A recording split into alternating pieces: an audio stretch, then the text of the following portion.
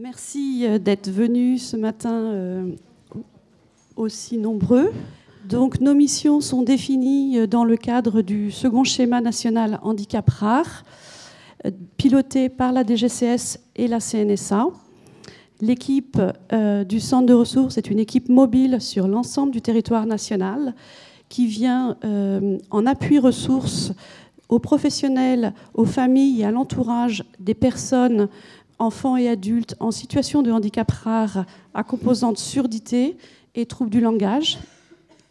Alors, qu'est-ce qu'on entend par handicap rare ?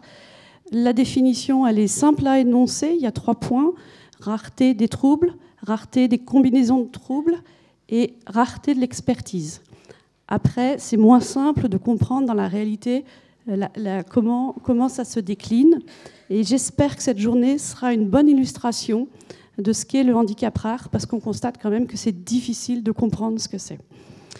Voilà, je vais vous laisser donc avec Elisabeth Lasserre, qui est donc adjointe de direction au centre de ressources, psychomotricienne et neuropsychologue.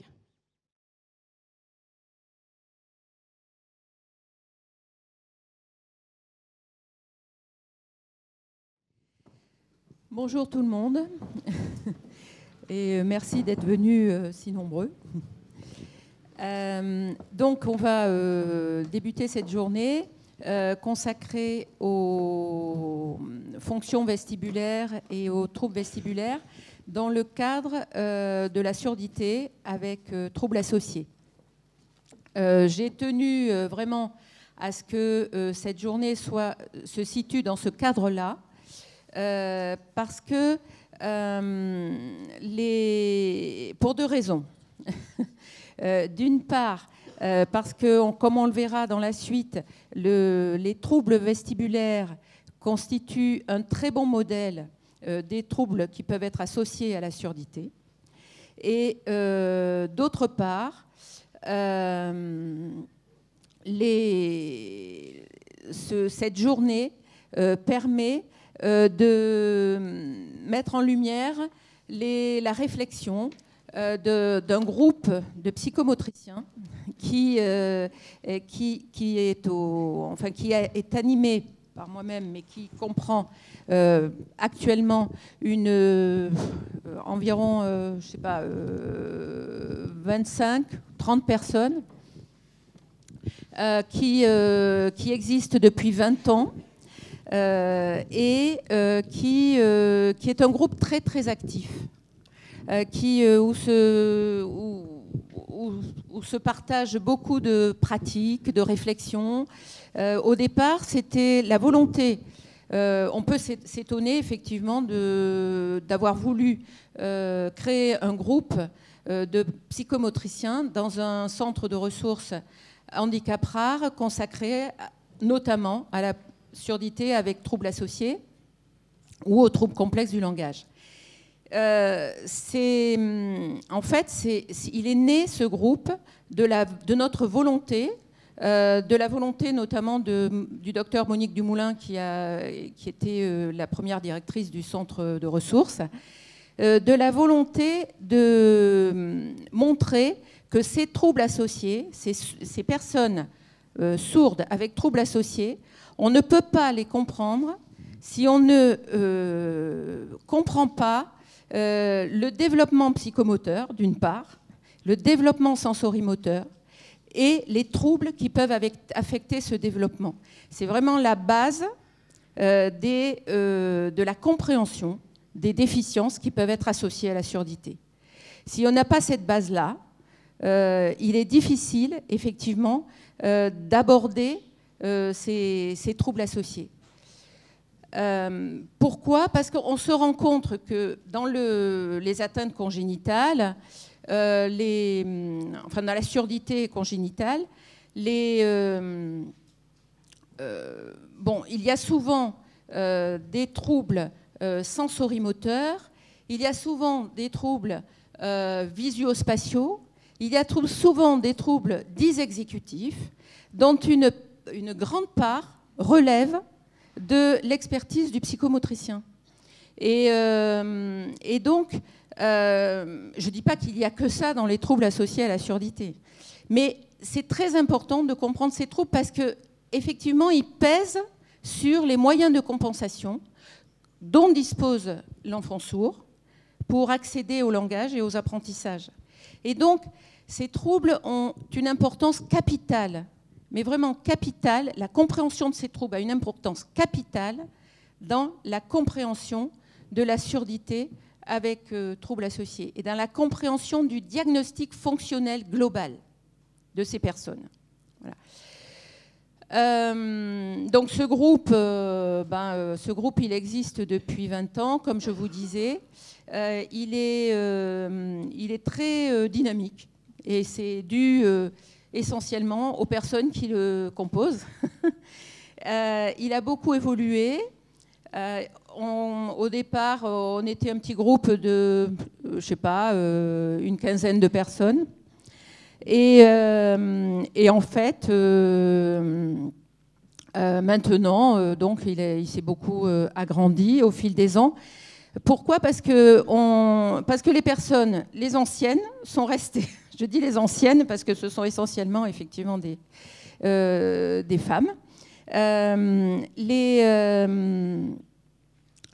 Sont restées, et volontairement restées, parce qu'on s'est dit que, comme c'est un groupe de travail et qui est basé vraiment sur le partage et la mutualisation, on s'est dit que les personnes expérimentées, plus expérimentées, pouvaient justement faire partager des choses aux plus jeunes, faire partager cette expérience, et les plus jeunes faire partager beaucoup de choses aussi, de leur dynamisme notamment, enfin pas que, hein, mais notamment de leur dynamisme au niveau des nouvelles technologies. Voilà. Mais mon exposé va être très théorique. Je préfère vous avertir.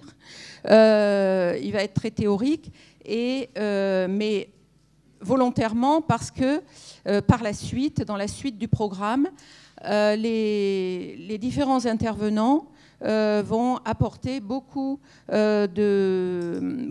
que je ne saurais le faire, beaucoup de précisions au niveau du développement psychomoteur et au niveau de ces troubles et au niveau des troubles engendrés par les atteintes vestibulaires.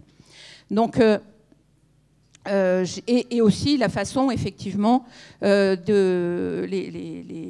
remédiations, aussi bien en psychomotricité et les adaptations en orthophonie, par exemple. Donc,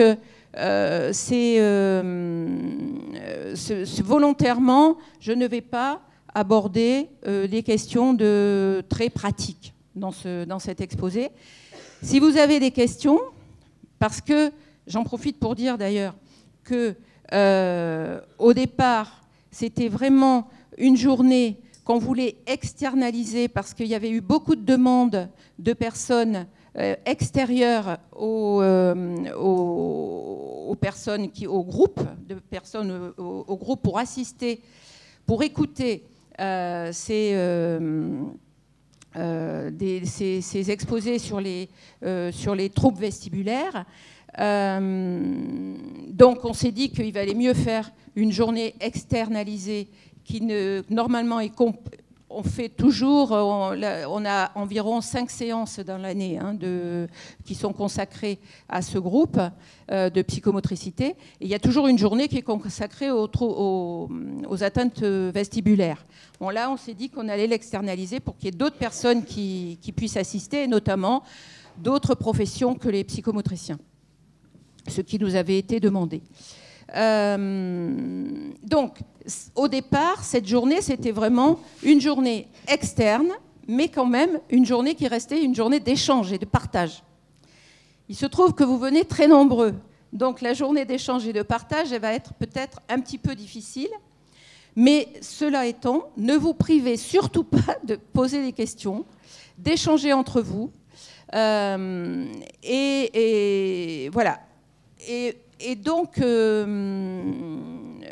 ces questions, au cours de mon exposé, si vous avez des questions vraiment sur la prise en charge, sur le développement psychomoteur, je pense qu'il est préférable que vous réserviez vos questions pour plus tard, pour les psychomotriciennes, les autres intervenants sauront y répondre beaucoup mieux que je ne saurais le faire.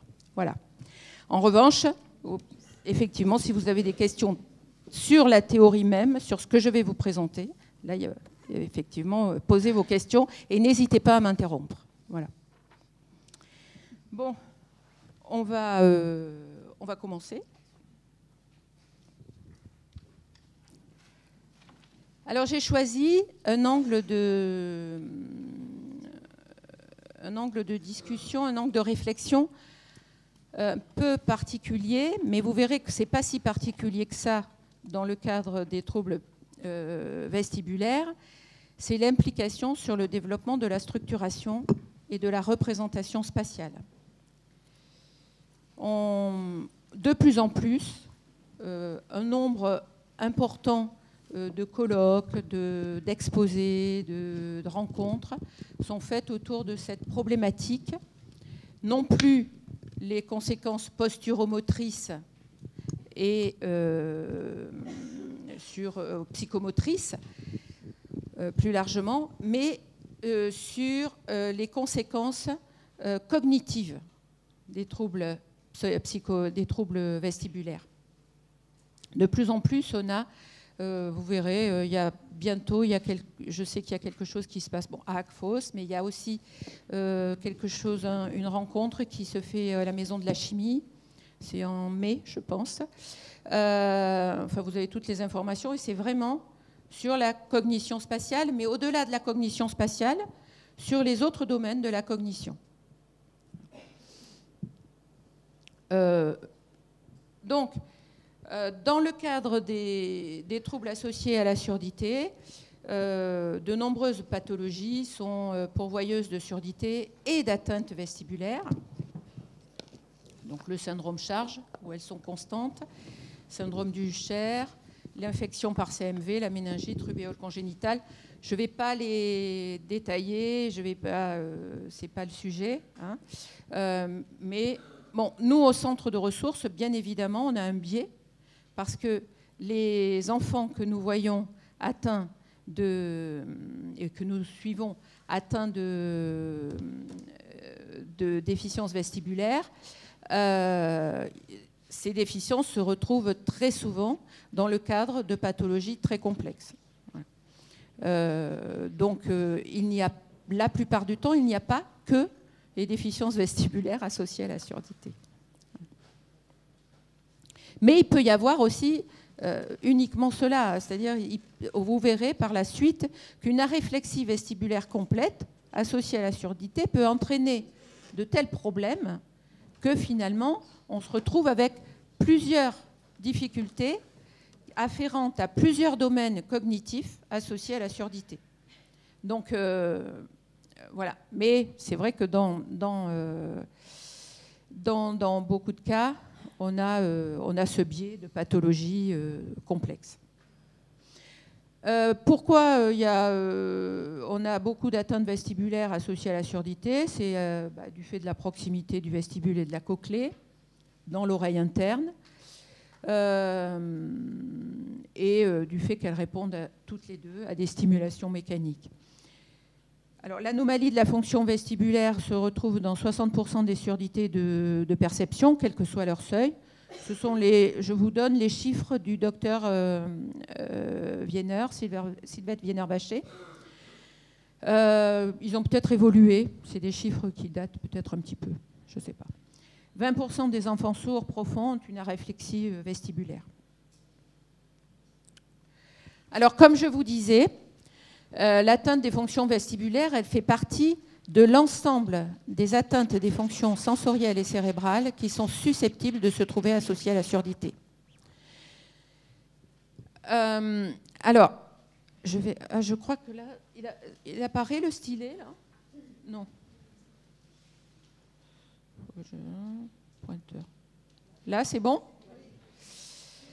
Donc la surdité dans les enfants que nous voyons, je précise d'emblée que je vais évoquer, et mes collègues par la suite aussi, essentiellement les enfants avec des atteintes congénitales. Je ne vais pas évoquer le cas de la pathologie adulte avec atteinte acquise. Voilà. Donc, dans le cadre des atteintes congénitales des fonctions auditives, qui peuvent être périphériques, bien sûr, mais aussi centrales, les surdités centrales, on a donc souvent des atteintes des fonctions vestibulaires qui peuvent être, on le verra aussi, périphériques et centrales. Les projections vestibulaires, les connexions vestibulaires avec le cortex et avec les structures cérébrales sont très denses. Donc, vous verrez qu'on ne peut pas séparer les deux. Tout est connecté, hein. L'atteinte, de façon plus générale, l'atteinte vestibulaire en fait partie, l'atteinte des fonctions proprioceptives. Très souvent, on a cette triade d'atteinte lorsqu'il y a surdité. Mais il peut y avoir aussi des atteintes de l'intégration polysensorielle, des atteintes des fonctions attentionnelles, des atteintes des fonctions spatiales et visio-spatiales, des fonctions mnésiques, des fonctions exécutives et des atteintes visuelles et visio-motrices périphériques et centrales. Alors, ces atteintes-là, elles peuvent être complètement liées ou dues au fait qu'il y a une aréflexie vestibulaire complète et que par le biais des projections cérébrales, on a aussi des atteintes de l'intégration polyneurosensorielle, des atteintes attentionnelles, on verra pourquoi, et des atteintes essentiellement au niveau de la cognition spatiale. Et puis des atteintes visio-motrices, dans le sens où les fonctions vestibulaires sont très connectées à la motricité de l'œil.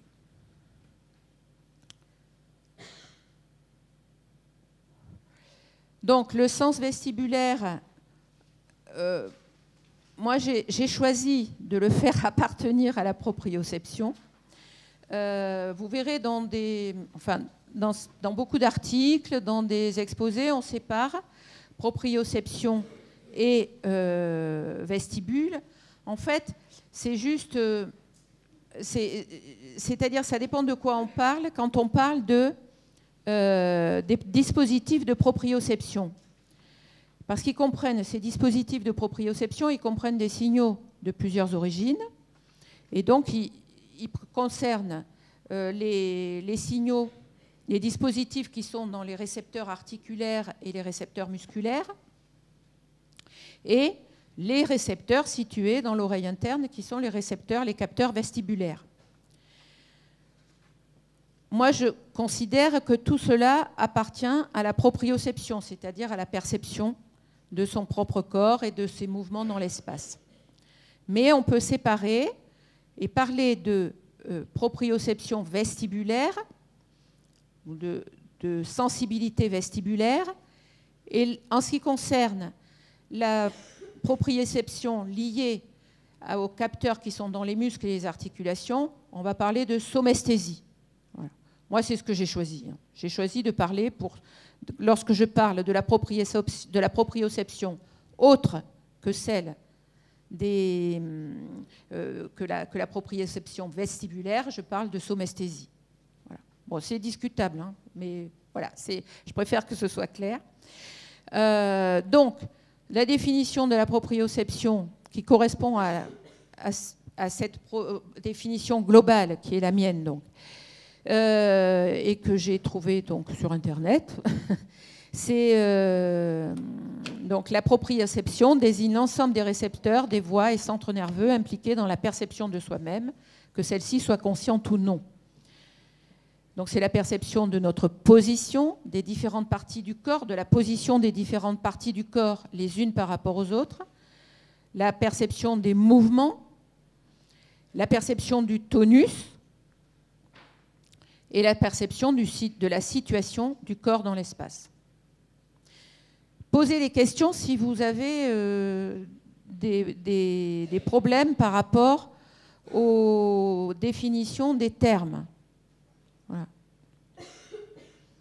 Ce sont les personnes, mais ce n'est pas du tout une liste exhaustive, hein. C'est un ensemble de personnes qui ont écrit, fait des recherches sur les atteintes vestibulaires et sur les fonctions vestibulaires. C'est très varié. Il y a des chercheurs, il y a des cliniciens, et il y en a bien d'autres. Voilà. Je veux dire, donc c'est une liste, quelque part, d'auteurs de lecture qui m'ont aidé à construire cet exposé. Si vous voulez une bibliographie plus exhaustive, j'ai cette bibliographie et je pourrai vous l'envoyer à votre demande. Alors, l'historique. En 1825, donc Flourens et Mack décrivent le système vestibulaire. Donc, vous voyez, c'est quand même ancien, cette description. Alors, les troubles commencent à être étudiés en 1914 avec des tests caloriques. Et c'est seulement à partir des années 50 qu'on commence à s'intéresser aux conséquences, aux incidences cognitives des projections, des connexions vestibulaires. Donc, c'est M. Grusser, Penfield et Berthoz, qui a écrit Le sens du mouvement, qui est donc un livre un petit peu enfin, très complet. C'est un écrit vraiment complet sur la neurophysiologie du système vestibulaire et que je vous engage à lire si vous avez un peu de courage. Donc, par la suite, c'est la dominance vestibulaire de l'hémisphère droit qui est montrée. Et dans les années 90, une chose très importante, donc vous voyez, c'est assez récent, enfin pour moi c'est récent, pour des jeunes personnes, c'est beaucoup moins récent, les années 90, enfin bon. On commence à s'intéresser au traitement des informations vestibulaires dans l'hippocampe. Et donc dans leur très très grand rôle, le très grand rôle qu'elles ont dans la structuration spatiale, ça on l'avait montré avant, mais surtout dans la mémoire spatiale. Et on verra ça un petit peu tout à l'heure.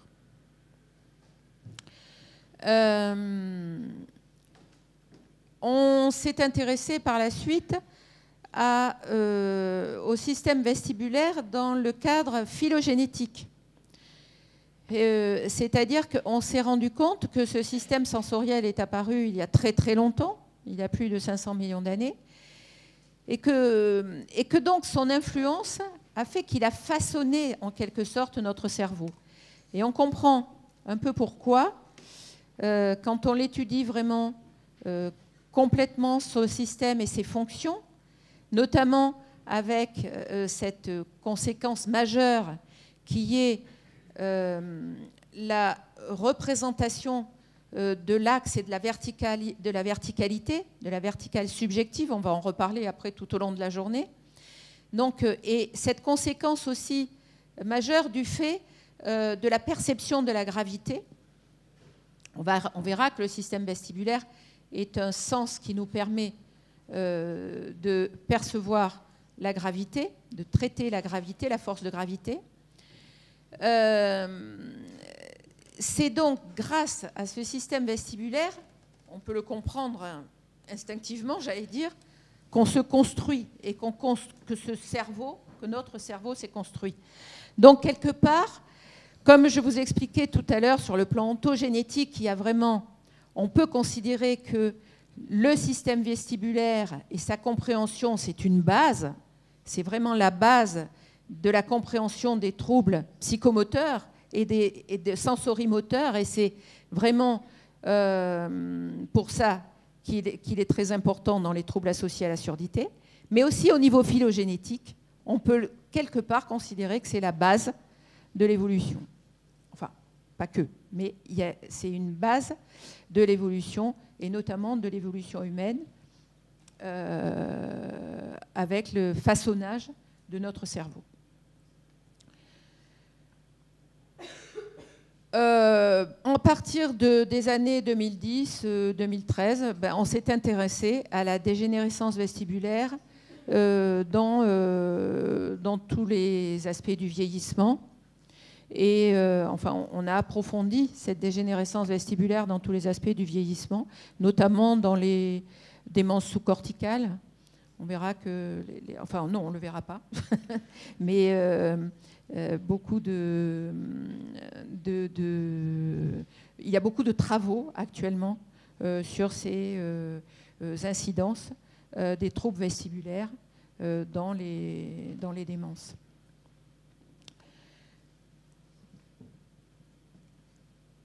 Et enfin,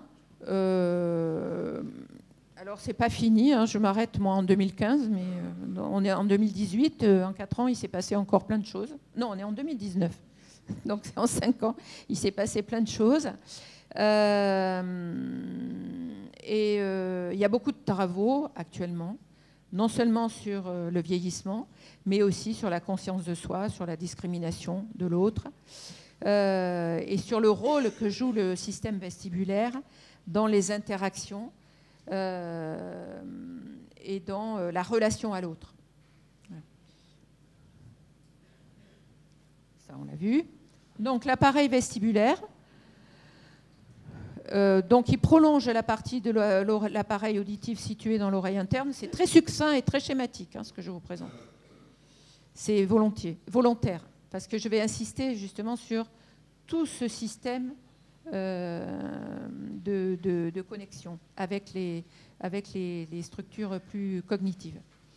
Donc, il prolonge la partie de l'appareil auditif dans l'oreille interne. C'est la même origine embryonnaire. Les cellules ciliées, elles baignent dans l'endolymphe, qui est donc un liquide visqueux qui circule dans le système membraneux. Elles sont sensibles aux changements de vitesse qui sont provoqués par les mouvements rapides de la tête.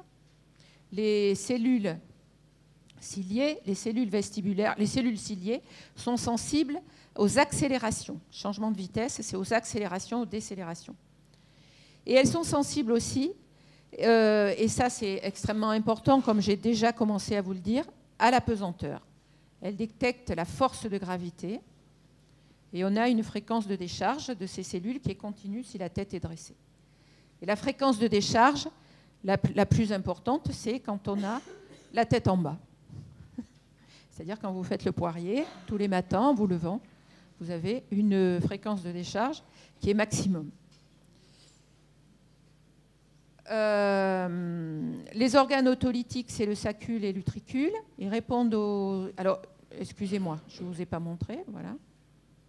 Ils sont là, sacule et utricule. Ils répondent aux accélérations linéaires dans les plans horizontal et vertical et à la position statique de la tête. Et c'est la base du réflexe vestibulo-spinal, qui est le réflexe donc de redressement, et du réflexe vestibulo-colique au niveau du cou. Redressement de la tête, le redressement du tronc. Juste un mot, on verra tout au long de cette journée que le système vestibulaire, il cherche, les fonctions vestibulaires cherchent à tout prix à rétablir le statu quo. Voilà.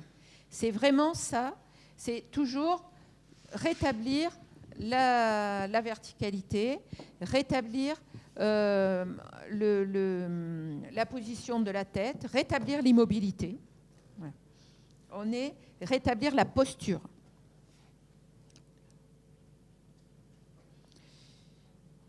Et les canaux semi-circulaires, ils sont là, donc. Ils sont situés dans les 3 plans de l'espace qui correspondent aux plans des muscles des yeux et répondent donc aux accélérations, non plus des accélérations linéaires, hein, d'avant, arrière, haut, bas. Ils répondent aux accélérations angulaires de la tête, les accélérations comme ça. Je vous montre, c'est plus simple. Ils sont orientés dans les 3 plans de l'espace et ils organisent donc, ça on verra que c'est très très important pour la cognition spatiale, pour les fonctions visio-spatiales. Ils organisent, comme ils sont situés dans les plans des muscles des yeux, ils organisent la perception des autres canaux sensoriels au cours des déplacements, mais on verra que, bon, surtout au cours des déplacements, mais pas seulement. Et ils sont à la base du réflexe vestibulo-oculaire. C'est-à-dire, le réflexe vestibulo-oculaire, on va le voir un peu plus tard. Oh, je vais vous le dire quand même. Parce qu'on le voit un peu plus tard, vraiment trop tard. Le réflexe vestibulaire, donc, c'est le réflexe qui permet de garder le regard stable sur une cible et il permet à l'œil de faire un parcours exactement similaire et en sens inverse du parcours de la tête. C'est lorsque la tête bouge, et lorsque la tête bouge vite, il permet de rétablir le regard sur la cible. J'en profite pour dire une chose, c'est que donc le système vestibulaire, il intervient dans les mouvements rapides, dans les accélérations, aussi bien au niveau du regard qu'au niveau du corps. Et ce qui est très important, c'est important à le comprendre parce que ces mouvements, ces petits mouvements brefs et rapides, ils interviennent beaucoup dans la vie quotidienne. Ils sont très très fréquents quand on marche, quand on lit, quand on... Tout le temps, là, ce que je fais, je suis tout le temps en train de faire des petits mouvements de tête, du corps pas trop, parce que bon, je suis assise, mais quand même un peu, mais surtout de la tête. Et ces mouvements rapides, ils sont très très fréquents dans les apprentissages, mais aussi dans la vie quotidienne. Et ce qui est très important aussi, c'est que, comme on l'a vu tout à l'heure, ils réagissent, comme il est sensible à la pesanteur, il est sensible à l'inclinaison de la tête. Et l'inclinaison de la tête, on incline la tête très très souvent dans la vie quotidienne, dans les apprentissages. Donc les connexions.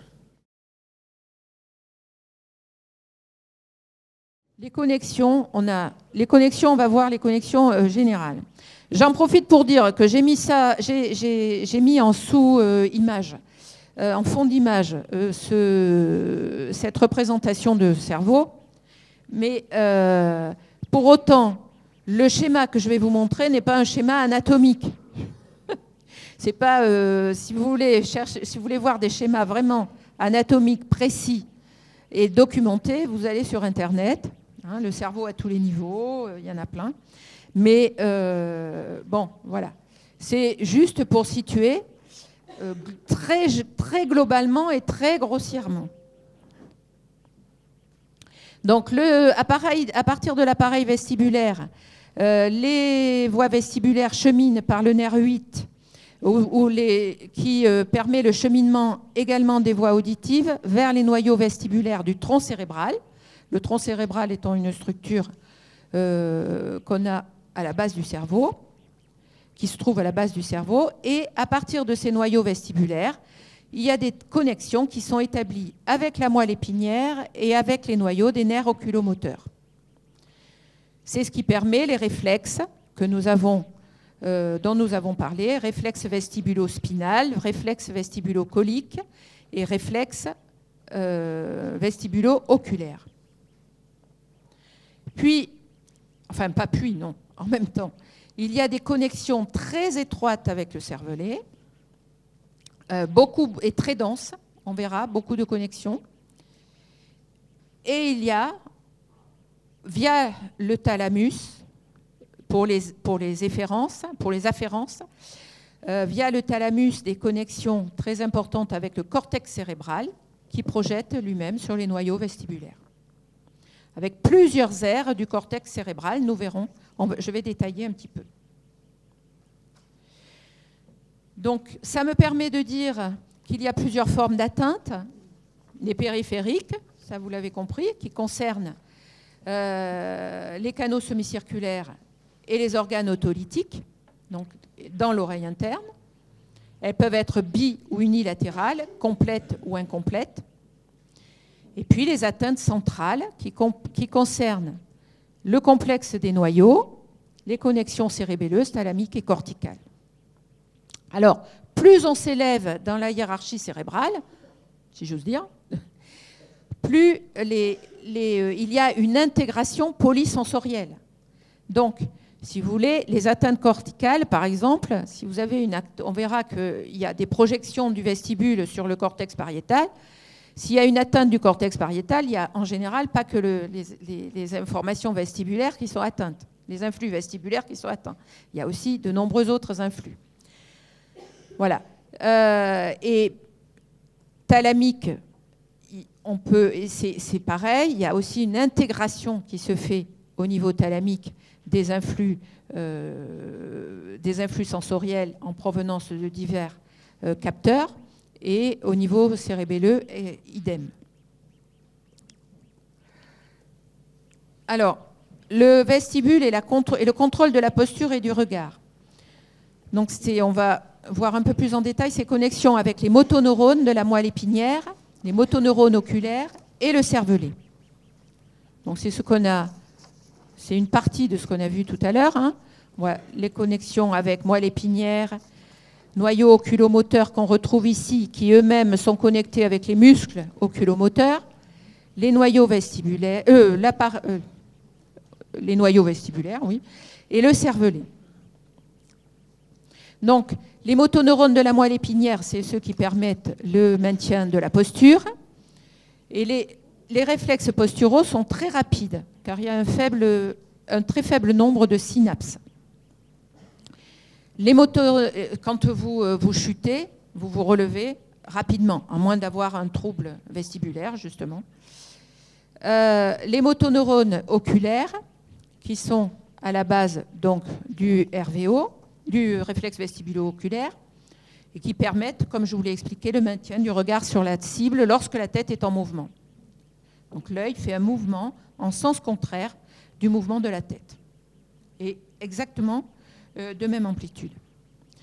Et le cervelet, donc, qui présente une densité énorme de connexion avec les noyaux vestibulaires. Les cellules du cervelet, les cellules de Purkinje, qui sont les cellules spécialisées du cervelet, sont de façon très dense connectées avec les noyaux vestibulaires. Et également, une petite partie de ces connexions est faite directement avec l'organe vestibulaire. C'est-à-dire que l'organe vestibulaire dans l'oreille interne connecte directement avec le cervelet. C'est ce qui a fait dire à certains qu'on ne parle plus d'organes vestibulaires, mais de complexes vestibulo-cérébelleux.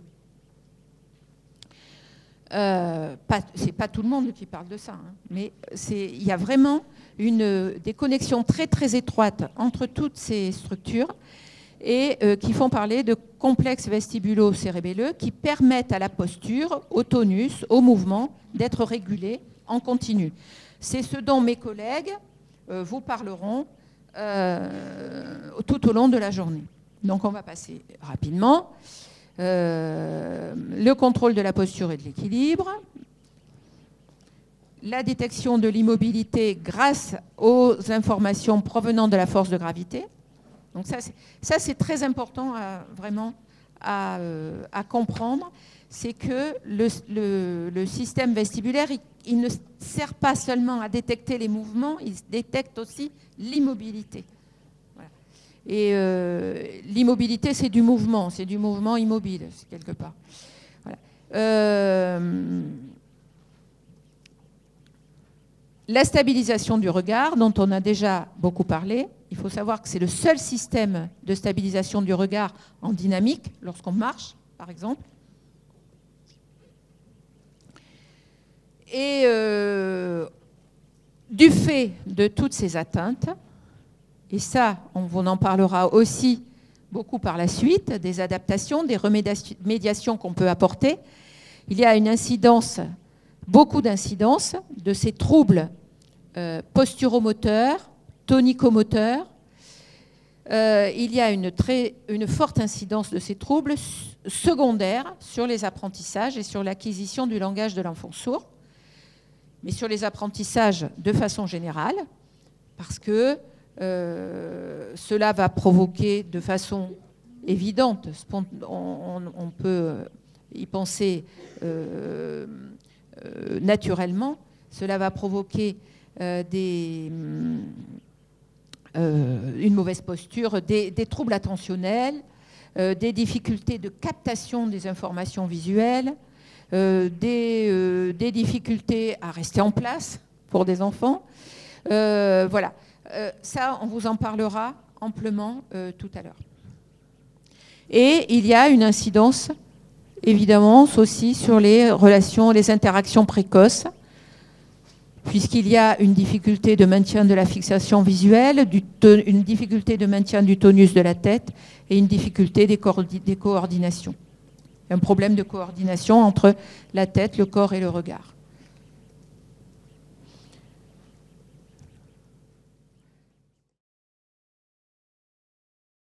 Le vestibule et l'intégration polyneurosensorielle, donc les connexions non seulement avec le cervelet, mais avec le thalamus et le cortex. Alors, on va voir que le thalamus, comme le cervelet, participe à l'intégration polysensorielle. Les neurones thalamiques répondent à des stimulations. Le thalamus, il est là. C'est une structure, c'est comme le cervelet, c'est une structure relais. Le cervelet est placé en dérivation, alors que le thalamus est vraiment une structure relais d'intégration des informations sensorielles et motrices. Ils répondent à des stimulations, les neurones du thalamus, à des stimulations vestibulaires, mais également à des stimulations optocinétiques, c'est-à-dire des stimulations relatives au mouvement visuel, et à des stimulations somesthésiques. Donc déjà, à ce niveau, se fait une intégration polysensorielle, comme elle se faisait déjà au niveau du cervelet. Et il existe une densité aussi de connexions thalamo-cérébelleuse ici. Tout ça, je vous explique tout ça, c'est pour vous montrer à quel point le vestibule, le système vestibulaire est vraiment au centre de l'intégration polysensorielle, à tous les étages neurologiques. Donc il y a 4 voies qui transmettent des influx vestibulaires au thalamus, et 3 de ces voies sont impliquées dans la fonction vestibulo-oculaire.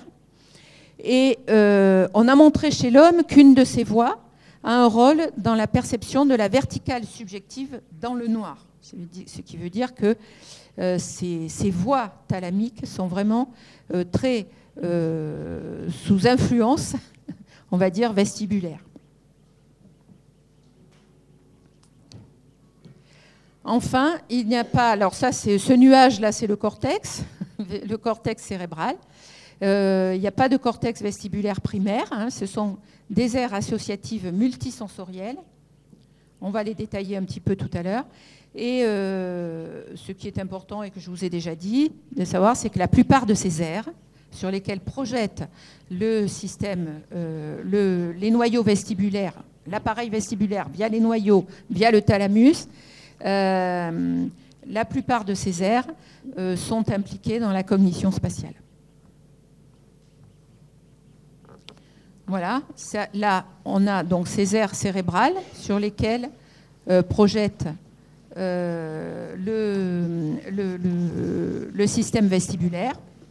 On voit que ces aires sont extrêmement nombreuses. Le PIVC ici, qui est le cortex pariéto-insulaire, il peut être le cortex, qui est le cortex vestibulaire pariéto-insulaire, il peut être considéré comme la région centrale du réseau cortical vestibulaire. Ce cortex, il est central aussi au niveau anatomique, là, on le voit. On voit l'hémisphère cérébral, l'avant, l'arrière. Et là, l'insula, donc, qui est une région dans la profondeur de l'hémisphère et très centrale. Et ici, le cortex pariétal, voilà, somesthésique, qui, bon, il faut considérer la profondeur du cortex, et ce cortex-là, voilà, cette partie-là, ces aires-là, constituent le cortex vestibulaire pariéto-insulaire. Donc, c'est là que s'intègrent les mouvements du corps dans l'espace en référence aux informations vestibulaires, alors en intégrant, et c'est important de toujours considérer que le système vestibulaire, les informations vestibulaires, elles ne sont pas toutes seules, en intégrant les informations en provenance des systèmes visuels et des systèmes somatosensoriels, on a vu, hein, les systèmes donc provenant des muscles et des articulations et des positions du corps dans l'espace. Et on a montré que s'il y avait des lésions de ces zones, qui sont irriguées par l'artère cérébrale moyenne, on obtient des troubles de la perception de la verticale visuelle et une instabilité posturale très importante. Donc c'est cette région, on vient de voir cette région centrale là, le PIVC. Mais il n'y a pas que celle-là sur lesquelles projette le système vestibulaire. On a le cortex pariétal, postérieur, antérieur. C'est aussi une aire cérébrale donc qu'on voit ici. Voilà, ici. On le voit bien là. Ici. Donc ce cortex pariétal, donc le cortex postérieur, le cortex antérieur, qui est un cortex qui est important dans la structuration spatiale et de façon générale dans la cognition spatiale, mais surtout la structuration spatiale. Il joue un rôle important donc, dans les informations multisensorielles qui sont utilisées pour réaliser les actions. Parce que c'est comme le cortex pariétal est en quelque sorte une interface entre l'espace de notre corps et l'espace extérieur. Donc il joue ce rôle d'anticipation de nos propres actions, mais aussi des actions de l'intégration de l'espace proche, et donc des actions qui sont réalisées et des mouvements d'autrui et des objets réalisés dans cet espace proche. Donc le cortex antérieur, c'est le cortex somatosensoriel. Le cortex pariétal antérieur. Donc c'est un peu ce que je vous disais, c'est le centre d'intégration des informations vestibulaires et des informations somatosensorielles en provenance de la tête, du cou et des membres supérieurs. Et il a donc un rôle qui est très important dans la perception du mouvement de soi versus la perception du mouvement des objets. Il sert à distinguer ces deux mouvements, à distinguer son propre mouvement du mouvement de l'environnement, des mouvements qui s'opèrent dans l'environnement. Et le cortex pariétal postérieur, qui sert à l'intégration de l'emplacement visuel des objets relativement à la position de la tête. Donc, ils sont amenés par des informations vestibulaires. Et donc, il permet d'avoir une représentation de l'espace proche. Les influx vestibulaires sont très, très denses sur ce cortex pariétal. Voilà. Mais ces influx vestibulaires ne sont pas seuls, je le répète, et ils servent justement à intégrer l'ensemble des informations en provenance de notre corps et des informations visuelles. D'accord ? Et enfin, l'hippocampe. L'hippocampe, on s'y intéresse depuis longtemps. Pourquoi ? Parce que c'est le siège de la mémoire. Et les informations vestibulaires, on va voir, ont un très grand rôle à jouer dans la mémoire spatiale. Mais on verra que, ça c'est très actuel, on se demande justement dans quel sens la mémoire épisodique elle-même n'est pas très liées à la mémoire spatiale. Mais ça sera dans un second temps ou peut-être au café, à la pause. Voilà. On ne va pas s'appesantir là-dessus parce que ça nous mènerait un peu loin. Donc, les informations vestibulaires qui parviennent à l'hippocampe, elles sont indispensables pour coder la position et l'orientation de la tête dans l'espace. Et différentes... Alors, l'hippocampe, il est là, tiens. Voilà, je vous montre sur le petit... voilà, ici. Structure ici. D'avant en arrière. Différentes études montrent le rôle fondamental des influx vestibulaires dans l'intégration de différentes cartes du même environnement. Dans l'hippocampe, oui, c'est-à-dire que les influx vestibulaires participent à la formation de cartes spatiales parce qu'elles projettent sur des cellules qui sont propres sur 4 types de cellules qu'on retrouve dans l'hippocampe et lesquelles cellules sont des cellules de place, des cellules de lieu, des cellules de direction de la tête, des cellules de grille, des cellules aussi de, je sais pas, j'en oublie, de bord, voilà, qui codent des cartes spatiales qu'on retrouve donc dans l'hippocampe.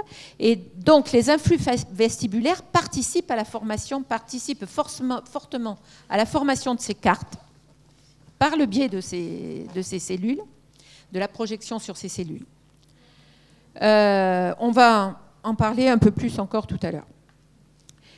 Alors le volume, on a montré que le volume de l'hippocampe était significativement diminué chez les patients vestibulaires, bilatéraux complets. Donc chez les enfants qui ont une aréflexie vestibulaire, cet hippocampe diminue beaucoup. Et on peut penser que c'est dû à l'absence d'influx vestibulaire. Et ça entraîne donc des troubles de la cognition spatiale notamment. L'absence d'information vestibulaire, on l'a montré, ça aussi, dans l'hippocampe, conduit à l'élaboration d'une représentation du corps dans l'espace qui n'est pas normale, qui est anormale. Bon, et il y a des connexions. Évidemment, l'hippocampe, il n'est pas tout seul. Il y a des connexions avec le thalamus. Bon, c'est évident. Tout ça est très connecté. Voilà. C'est important de le savoir. Alors, l'influence du vestibulaire sur le développement de la structuration spatiale, par le biais de toutes ces connexions que nous venons de voir, alors sur la structuration spatiale, mais aussi sur la navigation spatiale, les référentiels spatiaux, on va voir, qui servent, la construction des référentiels spatiaux servent donc à cette élaboration des référentiels spatiaux nous sert à la construction spatiale, à la structuration spatiale, à son développement. Le cerveau, donc, comme on l'a vu à tous les étages de ces projections que nous avons étudiées là, le cerveau utilise des informations issues des systèmes perceptifs, tous les systèmes perceptifs, visuels, somesthésiques, auditifs aussi, de façon moindre, mais l'audition a son rôle à jouer dans le sens de l'espace. Pour coder, donc visuel, somesthésique et vestibulaire, pour coder les orientations du corps et des objets. Cette intégration se fait à partir d'informations somesthésiques, vestibulaires, visuelles et auditives, bon, je vous l'ai dit. Et donc, cela permet de coder l'orientation du corps dans l'espace par rapport à la gravité, les orientations des segments corporels entre eux et l'orientation des objets par rapport à soi et entre eux. Donc, on code l'espace du corps par rapport à l'axe, l'espace extérieur et les relations entre les deux. Et donc, trois référentiels sont élaborés à partir de ces informations. Ce sont des constructions de notre cerveau, ces référentiels. On élabore, grâce à ces projections que nous avons vues, ces projections sensorielles, pas seulement vestibulaires, mais ces projections somesthésiques, visuelles et vestibulaires, On élabore un référentiel gravitaire, un référentiel égocentré et un référentiel allocentré qui nous permettent de penser l'espace. Le référentiel gravitaire, c'est le système vestibulaire autolytique qui est spécialisé dans la détection et de la direction de l'accélération gravitaire. Donc on l'a vu plusieurs fois. Le codage de l'orientation de la force de gravité donc, est crucial, et on le verra tout au long de la journée, encore une fois, pour établir la représentation de la verticalité. La perception de la direction de l'accélération gravitaire chez l'homme est très très précise. Si vous fermez les yeux, vous penchez, vous savez, à moins que votre système vestibulaire, votre système autolytique soit atteint, vous savez très précisément de combien de degrés vous penchez. Vous penchez votre corps, vous penchez votre tête. Même si vous avez si vous n'avez pas une glace en face de vous. Et si vous êtes dans le noir. Le référentiel égocentré, alors il est élaboré, c'est le référentiel égocentré, c'est notre référentiel à nous. Il est élaboré donc à partir de l'intégration des informations somesthésiques et aussi gravitaires, vestibulaires, autour de l'axe corporel longitudinal. Donc c'est cet axe corporel qui est une ligne complètement imaginaire. Hein. On parle de représentation. L'axe corporel, il ne nous suit pas partout à côté de nous ou en face de nous. Enfin, il n'est pas matérialisé. Qui permet donc cet axe corporel permet de relier les différents segments corporels entre eux et de former ce référentiel égocentré. Le référentiel allocentré, il est élaboré à partir d'afférences visuelles dynamiques, des mouvements des objets dans l'espace et de la gravité, donc gravitaire. Aussi, on voit que la captation des accélérations gravitaires, elle intervient vraiment partout. Il est élaboré aussi, ce référentiel allocentré, grâce à l'orientation des canaux semi-circulaires, comme je vous l'ai dit tout à l'heure, qui sont orientés, ces 3 canaux qui sont orientés exactement dans la même orientation que les muscles des yeux. Et les mouvements oculaires sont donc réalisés dans ces 3 plans de l'espace. Et les objets, le mouvement des objets est perçu dans ces 3 plans de l'espace, grâce à cette orientation des canaux semi-circulaires. Voilà. Donc, ce qu'on voit, puisqu'on voit par exemple que le système gravitaire, les influx gravitaires interviennent partout, il y a une intrication, bien sûr, de tous ces référentiels. Et parce que, notamment le référentiel gravitaire et le référentiel égocentré, bon, ça, on peut le penser naturellement parce que c'est quand même par le corps. Le référentiel gravitaire, c'est un référentiel qui est extérieur à nous. La gravité existe sans nous. Hein. C'est pas nous qui provoquons la force de gravité, mais c'est par notre corps percevant que nous la captons. Donc forcément, le référentiel égocentré et le référentiel gravitaire sont complètement liés. Encore plus que le référentiel allocentré, bien que, là aussi, le référentiel gravitaire, évidemment, intervient. Et que lorsque on a, par exemple, une atteinte des canaux semi-circulaires, il peut y avoir des difficultés aussi de perception visuelle, des horizontales, de la verticale et des horizontales.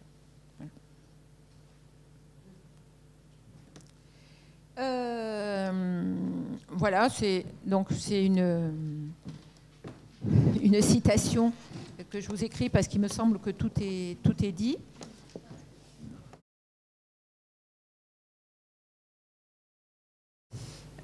Donc au niveau perceptivo-cognitif, la verticalité, je la lis, hein. La verticalité, comme la dichotomie droite-gauche, simplifie l'environnement en l'ordonnant de manière stable. Les objets vont ainsi pouvoir être localisés et identifiés relativement à un invariant qui améliore la rapidité des traitements nécessaires à la réalisation de l'action. Ça répond un peu à votre question tout à l'heure. On ne parle pas de cortex pariétal, mais on voit bien ce cycle perception-action. Les choses sont très très liées. Et il me semble que tout est dit. Voilà. Donc les référentiels spatiaux, ils sont élaborés par notre cerveau. Hein. Ils sont pas, voilà.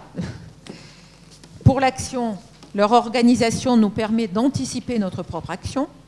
Donc on a cette organisation avec des référentiels donc allocentrés et égocentrés et gravitaires. On va dire allocentrés et égocentrés surtout, nous permet d'anticiper notre propre action.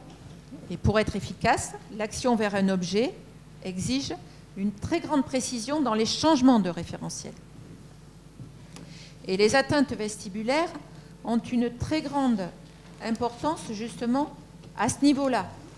C'est-à-dire que lorsqu'il y a une aréflexie vestibulaire complète, mais peut-être aussi lorsqu'elle est incomplète, ces changements de référentiel s'opèrent difficilement. Parce qu'on peut considérer que le système vestibulaire est le système pivot sur lequel s'articulent les autres systèmes sensoriels pour l'intégration polysensorielle. Et donc, si vous voulez, s'il y a un déficit au niveau des apports des informations vestibulaires, il y a des troubles dans cette intégration et donc dans ces changements de référentiel visuel, enfin, visuel ou allocentré à un référentiel égocentré et plus centré sur la somesthésie. Et pour la perception, cette organisation nous permet de localiser les objets dans l'environnement extérieur au corps et d'anticiper leur action. Et ça nous permet d'anticiper notamment l'action du corps ou des objets, et notamment lorsque celle-ci est dirigée vers nous. On se souvient du cadre donc, qui est formé par les canaux semi-circulaires et qui sont dans le même sens qu'on a vu dans les mêmes plans de l'espace que les canaux, que les muscles de l'œil. Et les mouvements des objets sont perçus dans ce cadre-là. Et ce cadre permet d'avoir cette troisième dimension qui nous permet aussi de capter le mouvement des objets lorsqu'ils sont dirigés vers nous, parce qu'il nous permet, d'avoir un bon traitement de la vitesse et de l'accélération de l'objet. Voilà. C'est-à-dire que c'est pour ça que par exemple des personnes qui ont une atteinte vestibulaire auront des difficultés à juger de la vitesse d'une voiture ou d'un objet qui vient vers eux. Et donc, il y a un problème de traitement de cette vitesse et donc danger.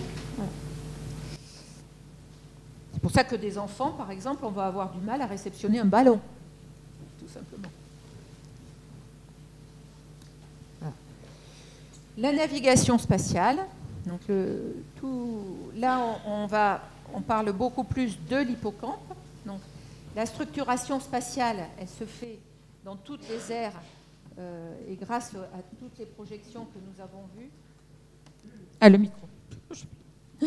Et grâce aux projections que nous avons vues sur tout le cortex cérébral, cette navigation spatiale, qui est la mentalisation de trajet, l'intégration mentale d'un trajet, elle se fait plutôt au niveau de l'hippocampe.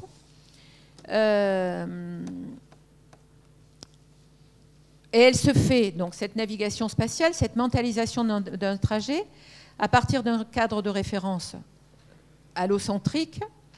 Elle s'appuie en s'appuyant sur des repères visuels qui sont disponibles dans l'environnement. Il faut vous mettre dans la peau de quelqu'un qui mentalise un trajet, qui cherche son itinéraire. Donc vous appuyez sur des repères disponibles dans l'environnement, au feu rouge, vous tournez à gauche ou je ne sais pas trop quoi. Et la navigation à partir d'un cadre de référence égocentrique. C'est-à-dire qu'à partir de votre position initiale, au cours du temps, votre cerveau va intégrer les informations d'origine vestibulaire, d'accélération rotatoire ou linéaire de la tête, et il va produire un signal de vitesse, détecter l'angle de rotation, détecter la distance parcourue, Et donc, il en déduit, du fait de ces projections vestibulaires, il va en déduire la forme du trajet parcouru, c'est-à-dire la distance que vous avez effectuée, les virages que vous avez négociés, et votre vitesse de locomotion, le temps écoulé, etc. Donc, ces deux, la navigation allocentrique et égocentrique sont étroitement interreliées. Hein. Lorsque vous mentalisez un trajet, vous le faites à partir de ces deux formes d'intégration, de navigation. Et ce que je vous disais tout à l'heure, c'est que cette navigation spatiale, elle est basée donc sur 4 types de cellules qui se retrouvent dans l'hippocampe et dans le thalamus aussi, mais on va surtout parler de celles qui se trouvent dans l'hippocampe et qui sont donc à la base de la formation de ces fameuses cartes spatiales dont je vous parlais tout à l'heure.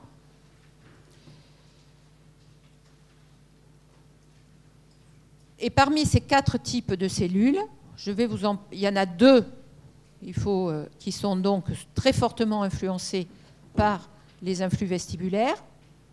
Ce sont les cellules de direction de la tête, HD cells, et les cellules de lieu, les place cells.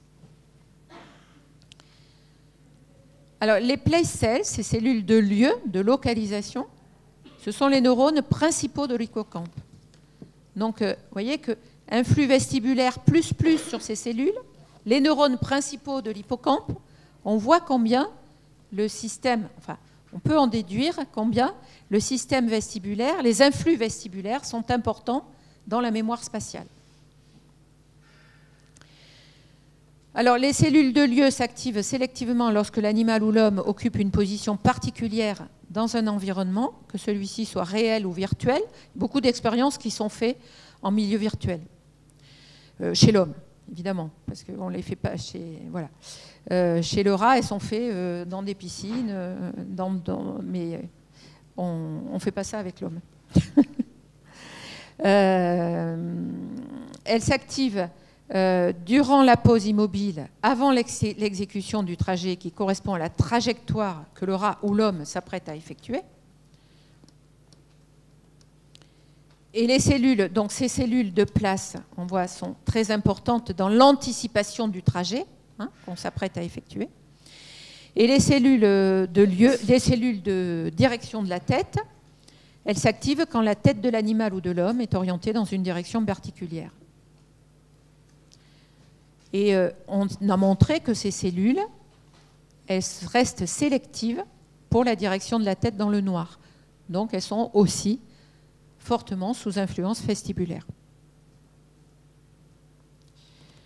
Et l'activité donc, essentiellement de ces 2 types de cellules dans l'hippocampe participe à l'élaboration d'une représentation mentale de l'environnement. Alors, ce n'est pas que les influx vestibulaires qui sont responsables de cette représentation mentale de l'environnement, mais ils y participent très, très, très fortement. Voilà. Alors, il y a un autre paramètre qui fait que les influx vestibulaires sont très importants dans la cognition spatiale, c'est qu'ils ont une influence sur le rythme θ. Le rythme θ, c'est un signal électrique qui est compris entre 4 et 10 Hz et qui est enregistré dans l'hippocampe. On est toujours dans l'hippocampe, chez les rongeurs, chez les chats, les chiens, et chez l'homme, seulement entre 1 et 4 Hz. Et l'orientation et la mémoire spatiale, ce qu'il faut savoir, ça c'est l'axiome de base, elle requiert un rythme θ dans l'hippocampe. Il faut que ce signal électrique existe dans l'hippocampe pour que l'orientation spatiale et la mémoire spatiale soient de bonne qualité. Alors, il est retrouvé dans d'autres zones, mais ce qu'on a montré, c'est que les lésions vestibulaires font décroître l'intensité et la fréquence de θ. C'est-à-dire que ce rythme est très lié aux influx vestibulaires. Donc voilà, c'est autant de de paramètres qui font penser que l'influence vestibulaire dans la cognition spatiale est vraiment très importante, voire même centrale. On a vu l'élaboration des référents spatiaux, aussi bien égocentrés que allocentrés, et gravitaires, et le gravitaire intervenant dans l'égocentré comme dans l'allocentré. On a vu l'influence vestibulaire dans la formation des cartes spatiales dans l'hippocampe. Et on a vu, enfin, l'influence vestibulaire sur le rythme θ dans l'hippocampe. Donc, cette influence vestibulaire est très, très cruciale à prendre en compte. Et il y a une influence lorsqu'il y a déficit de représentation spatiale lié à un déficit vestibulaire, il y a une influence sur les apprentissages. Parce qu'il y a une difficulté donc, à manipuler des images mentales avec des propriétés métriques. Parce qu'il s'agit, on parle toujours de cognition spatiale, hein, donc de représentation. On est au niveau, tout ça se passe au niveau cérébral. Par exemple, inverser une trajectoire triangulaire ou trouver un raccourci mentalement. Des manipulations mentales spatiales. Il y a une difficulté aussi qui peut survenir dans des domaines au cours desquels des ensembles sont comparés, des domaines qui demandent une mentalisation de la tâche, notamment en syntaxe, par exemple la voix passive. Lorsque on utilise la voix passive, on ne s'en rend pas compte, mais on spatialise les différents éléments pour une représentation correcte de cette voix passive. Donc on peut avoir des difficultés en syntaxe. Et en mathématiques, on a des difficultés, alors là c'est évident en géométrie, difficulté à poser des opérations, et en calcul aussi, parce qu'on spatialise un certain nombre de tâches mathématiques, mentalement. On a montré que compter à rebours, par exemple, compter à rebours par 2, je ne vais pas le faire là, était très difficile chez des patients vestibulaires. Et on a montré aussi que notre représentation de la magnitude du nombre est liée à une représentation visio-spatiale et donc à une spatialisation de la tâche et donc est soumise éventuellement à un déficit vestibulaire. Il peut y avoir aussi une difficulté du déficit de représentation spatiale sur la conscience de son propre corps et la conscience de soi. Les récepteurs proprioceptifs, dont vestibulaires, ils ont un rôle de connaissance donc, de nos positions et de nos mouvements, de nos connaissances conscientes. Et on pense que l'identité corporelle, c'est justement l'expérience consciente de notre corps dans l'espace et que cela inclut l'aptitude à s'auto-représenter et à diriger notre attention vers nous-mêmes. Et on s'est rendu compte, donc on a montré, encore une fois, que l'absence d'information vestibulaire dans l'hippocampe conduit à une élaboration de la représentation de notre corps dans l'espace anormal. Et le volume de l'hippocampe, non seulement ça, mais le volume de l'hippocampe est sérieusement diminué, significativement diminué, chez les patients vestibulaires bilatéraux complets. Et troisièmement, le sentiment de dépersonnalisation, il augmente, on a montré aussi qu'il augmente chez les patients vestibulaires. D'où l'incidence que les atteintes vestibulaires complètes peuvent avoir dans certains troubles psychiatriques, voire dans l'autisme. On a déjà parlé de la relation à l'autre, voilà, dans la perception de l'autre, de soi-même et de l'autre, et de notre relation. L'incidence des atteintes, elle peut être aussi sur d'autres fonctions cognitives. On a vu qu'il y avait secondairement on a une incidence des atteintes sur les apprentissages. Et donc, ça va être pas beaucoup développé par la suite. Mais il y a aussi une incidence des atteintes qui peut s'opérer sur le développement d'autres fonctions cognitives, essentiellement par le biais de la cognition spatiale, mais pas que. Donc il peut y avoir des atteintes sur la reconnaissance des objets, sur le traitement temporel, sur la mémoire. Je ne vais pas m'étendre du tout, je ne vais pas développer cela aujourd'hui. On a un petit peu parlé de la mémoire épisodique tout à l'heure. Bon, c'est tout. Le traitement temporel, ça nous mènerait trop loin. Mais je vais vous parler quand même de l'incidence possible sur la reconnaissance des objets. Les objets de l'environnement donc, sont appréhendés par la vue et par leur changement d'apparence, hein, quand on marche autour d'eux, etc. Mais ils sont vraiment appréhendés aussi lorsqu'on les manipule, par leur poids, par leur densité et leurs propriétés inertielles ou dynamiques, donc par rapport à la pesanteur, par rapport à la gravité. Et donc, quand on a une absence de perception de la gravité congénitale, il se peut que se développe une mauvaise perception, un mauvais traitement de l'objet et un développement de la reconnaissance de l'objet déficitaire.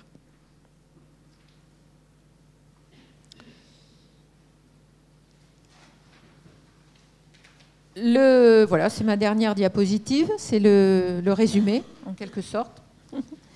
Donc voilà, lorsqu'on a atteinte des fonctions vestibulaires associées à la surdité, on va avoir, par le biais justement de l'atteinte du regard et de l'atteinte du contrôle postural, des problèmes de développement psychomoteur, des difficultés dans la prise d'informations visuelles et des difficultés dans la prise d'informations auditives. On voit que c'est très large, en fait. Lorsqu'il y a une atteinte vestibulaire, et notamment une aréflexie vestibulaire complète, cela touche, associé à la surdité, cela touche non seulement les informations auditives, mais aussi les informations proprioceptives, mais aussi les informations visuelles. Et on a vu que donc l'atteinte des fonctions vestibulaires pouvait avoir une incidence importante sur la cognition spatiale et éventuellement, ça on ne l'a pas vu mais on pourra en parler, peut avoir une incidence sur la mémoire spatiale, mais pas seulement la mémoire spatiale, la mémoire épisodique en général.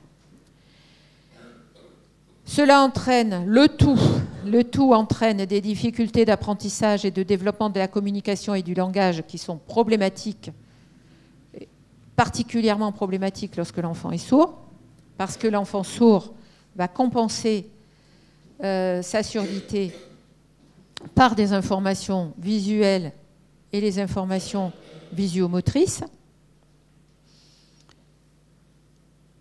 Et cela entraîne, et c'est le principal symptôme vraiment à prendre en compte, enfin pas le principal, mais vraiment le symptôme central à prendre en compte lorsqu'on a des enfants vestibulaires, mais elles vont vous en parler, les collègues vont vous en parler longuement, c'est la fatigabilité. Ça, c'est hyper important. Voilà. Mais vous voyez que lorsque toute cette intégration ne se fait pas ou se fait mal, comment peut-on ne pas être fatigable? D'ailleurs, ce n'est pas que la fatigabilité qui est entraînée, c'est la fatigue, tout simplement. Les enfants sont fatigables et fatigués. Et c'est très... il faut vraiment en tenir compte, ne pas leur faire de faux procès. Voilà. Et ça sera redit par la suite. Voilà. Je vous remercie.